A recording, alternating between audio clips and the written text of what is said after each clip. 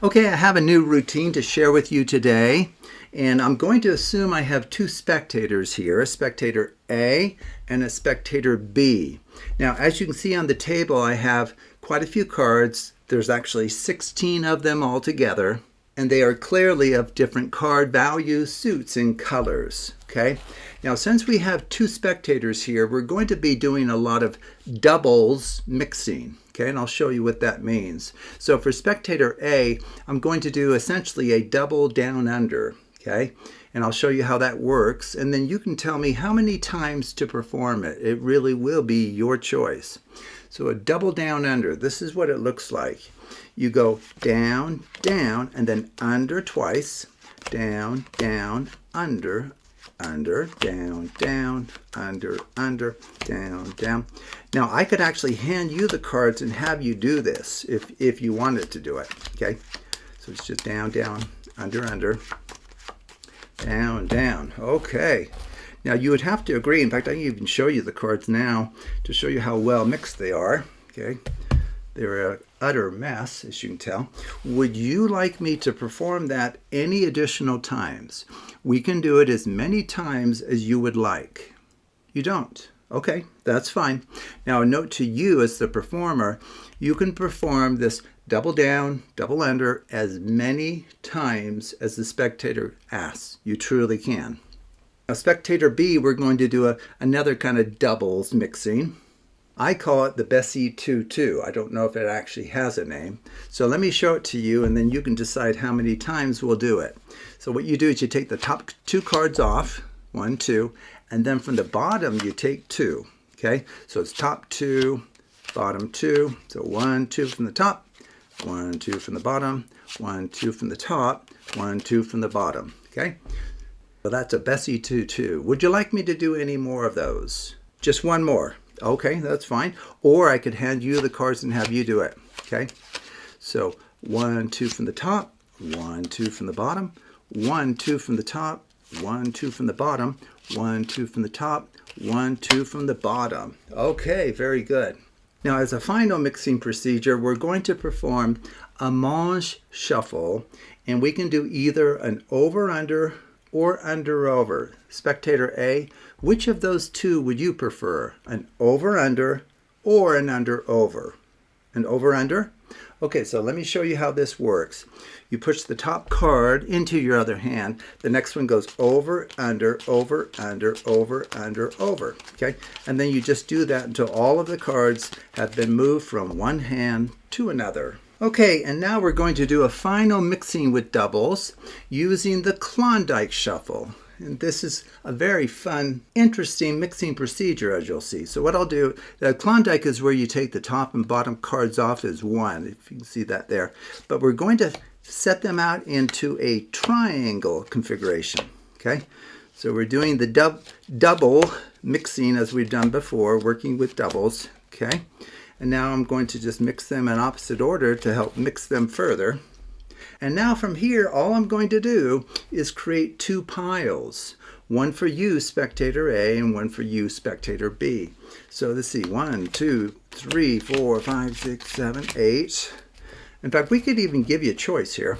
Who should we give the option to? Maybe spectator B. Which of these two would you like? You want the one over here? So you're going to take what was going to go to spectator A. That's fine. Okay, well, believe it or not, I actually have a written prediction off to the side. And I don't know what you think we could possibly have predicted about the cards, given all of the free choices by you and the crazy convoluted mixing that we've performed. So, okay, so let's see. What's the prediction? One of you will receive, oh, that's nice, a royal flush in hearts. That's true. Royal flush in hearts. Ooh, this is looking good. Let's see.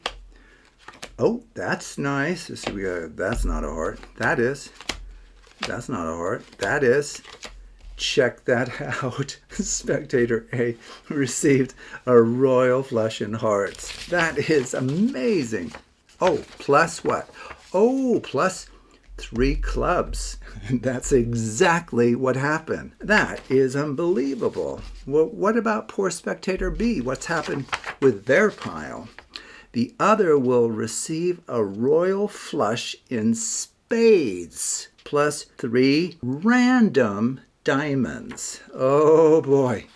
Okay, so a royal flush in spades. Is that possible? Well, there's a spade. There's a spade. There's a spade. Oh, there's one of the diamonds I think it mentioned. Spade, a diamond. A diamond. Oh, we hope so. Yes. Okay, so Queen of Spades finishes the royal flush in spades, plus those crazy 3 random diamonds. Unbelievable. Okay, so quickly, how is this done? Well, you just mix these various sets of 8.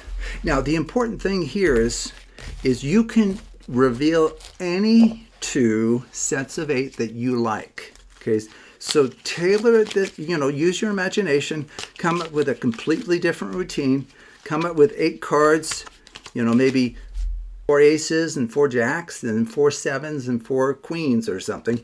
Whatever 8 cards you would like to reveal, you can do it just following what I've shown you here. Okay, so you essentially start with your 2 sets of 8. All I'm doing is trying to kind of mix them a little bit so they'll look kind of random when we put them together. Okay, now you take your 2 sets of 8, stack them in any order, doesn't matter. Okay, so this is the prep. It just takes a second here. You push off pairs, so we're still using this doubles motif here. You push off pairs into this triangle configuration. Now doing this, and then the first pile dealt to, you pick up first, but stack in opposite order. Okay. Now you won't be able to readily see it because of the complexity of those 2 sets of 8. But technically right now we have something called a 2-tuple Bessey sequence of order 8. Now I will add in the description below videos that talk about these quote 2-tuple or 3 or 4-tuple Bessey sequences and how you can use them in card magic. So if you're wanting to understand the mathematics behind this, go ahead and take a look at the videos linked below. But if you actually just perform the steps I'm showing you here, you can reveal any 2 sets of 8 that you like at the end. It will work perfectly. Okay, so you're actually ready to go. This is the kind of thing I showed you. Okay, and then from here we just did the mixing. We did a down, down, under, down, down, for spectator A. Spectator B, we did this Bessey 2-2, 1-2 from the top, 1-2 from the bottom. Continue that until all the cards are on the table. Do as many of either one of those mixings in any order that you like. And then we did a mange over-under. In fact, we can probably just, or under-over. Under-over works as well. I give you the choice.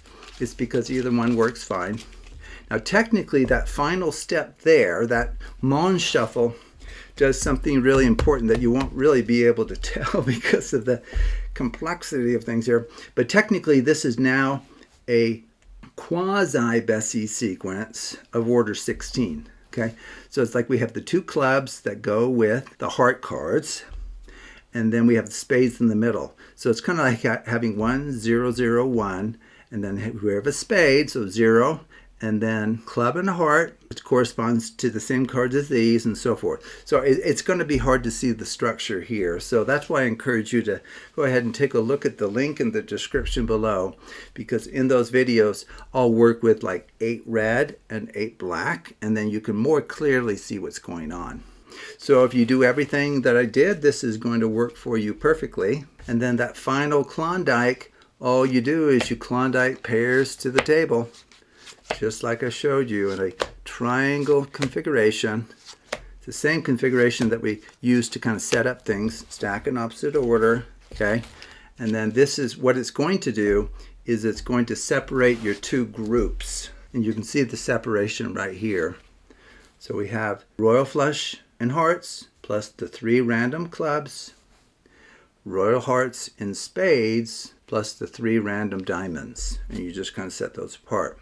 Now, unless you kind of peek the bottom card, you won't know for sure who got what in terms of the royal flushes. But I just wrote the prediction in a way that it didn't matter. I wasn't going to claim that I knew exactly who got what. But it'd be really easy to know that, because when you go right before you divide up, you deal 8 cards into one pile for one spectator, and the other spectator gets the remaining 8 cards. You could spot that bottom card by just kind of tidying up the packet, as if you're just squaring it up, and you can spot the bottom card and know, okay, it looks like the spades are headed here, because that will be that last packet, because we'll go kind of like this, 3, 4, 5, 6, 7, 8, okay? Or you can just give them the choice to randomly choose them, which I did.